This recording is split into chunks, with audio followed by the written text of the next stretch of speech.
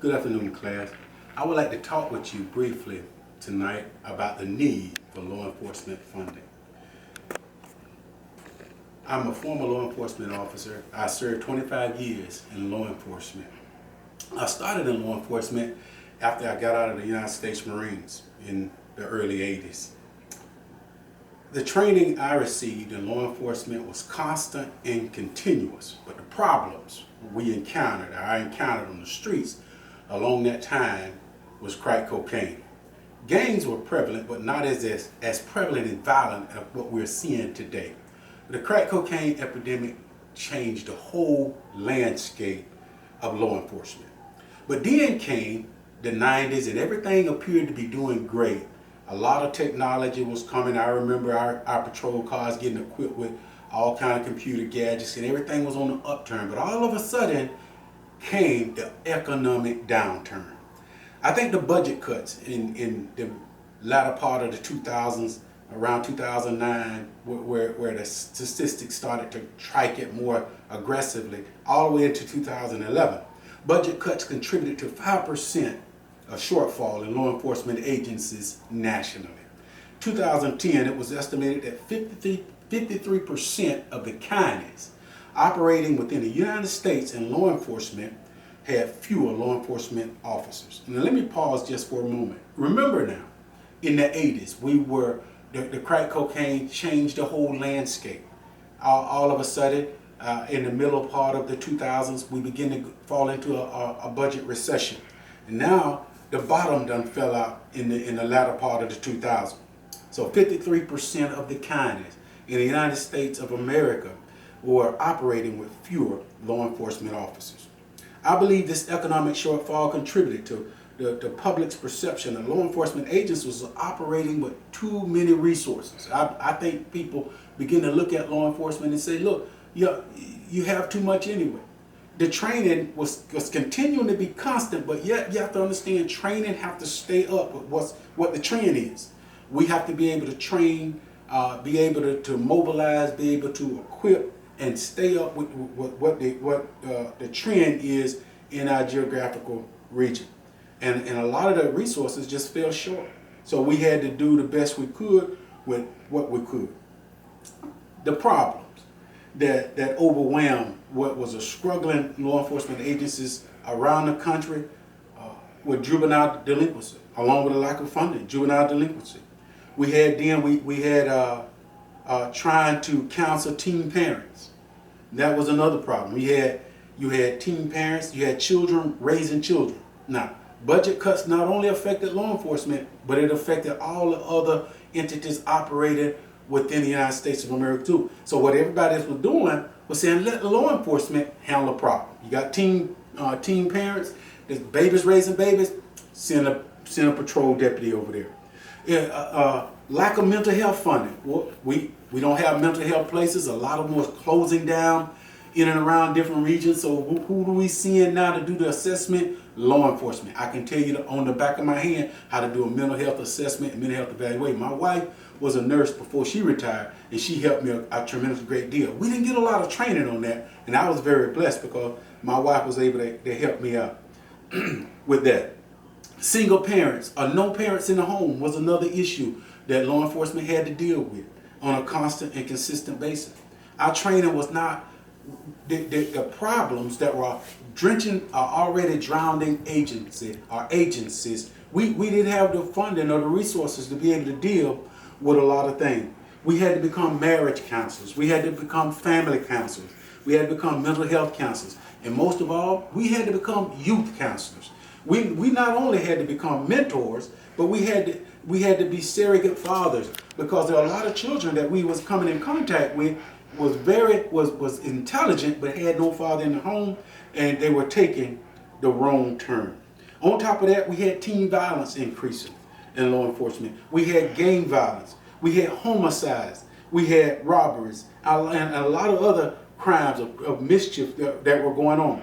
Now let me pause just for a moment, and I want to thank some agencies that took the limited manpower and were still trying to do the best job that they could.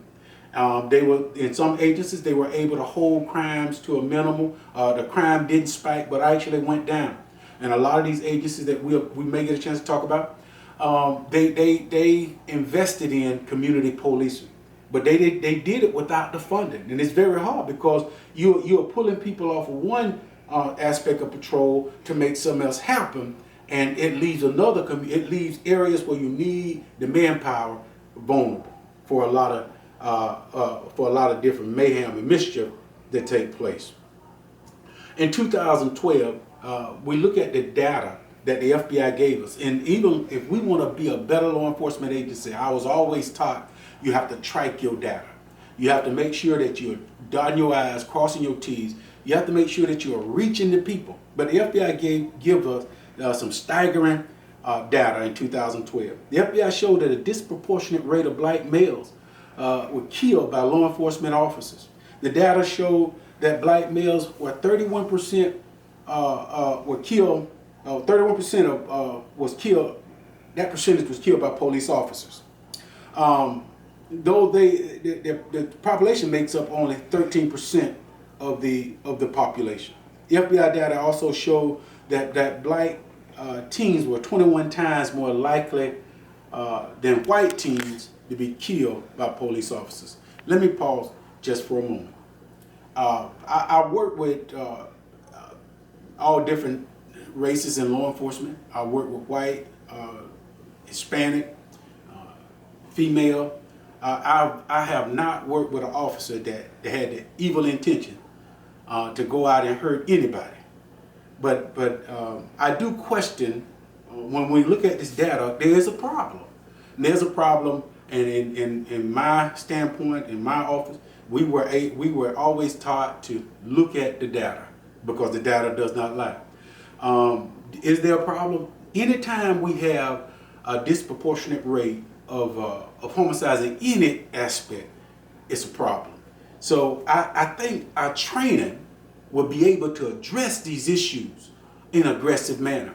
And I think leadership from the top down is going to be able to address these issues in a progressive manner. Number one, we don't treat people, and the old saying, any kind of way. We want to treat people with respect. We want to treat them with dignity. Now, before we go into our closing, just let me say this. I understand full well what it's like to have a gun pointed in your face. That happened to me on a sting operation in a metropolitan city where we were getting ready to arrest a person. Excuse me. The individual knew that that the fix were on, and I looked around. There was a gun in my face, and we had to talk him down. I know what it's like to walk up on situations where people are waiting to ambush a police officer. I know what it's like. I've been in that situation. I've been in that situation where I had to pull my gun, and I prayed, Lord, I pray I don't have to pull this trigger.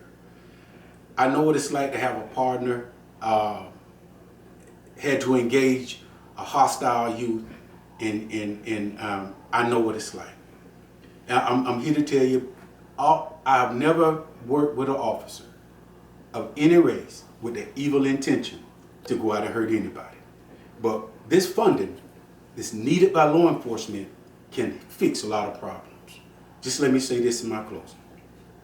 The funding is needed to build community bridge programs, resource officers, officers in every school, officers in every community. We no longer need to come up with a lame-brain excuse that untrained people can carry firearms in the public and defend a multitude of citizenry, even themselves. Do you have any idea what it's like to have bullets whizzing your way and you running toward them? That just don't happen because you're wearing a gun on your side. It doesn't happen that way.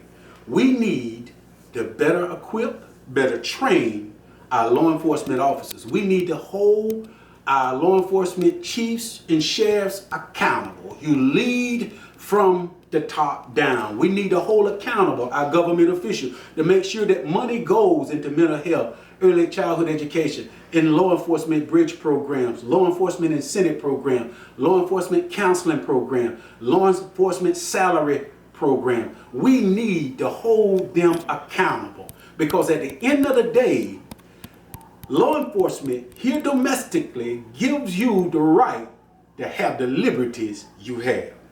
So we need to hold them accountable.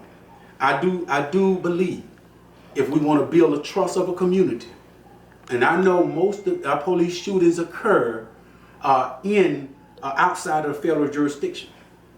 The governors, along with Congress, need to come together and sit down and say, look, we will ask the federal government to launch investigations on all police shootings. They will investigate the shootings and prosecute the shooter to build a trust of the community. We need trust in order to be effective in communities that's falling apart from a lack of funding. Without that funding, law enforcement jobs is getting increasingly difficult. My plea tonight is that you will press your senator, your Congress, to sit down, put partisan out the window, sit down and come together to make this country a better place to live. Thank you, and may God bless you.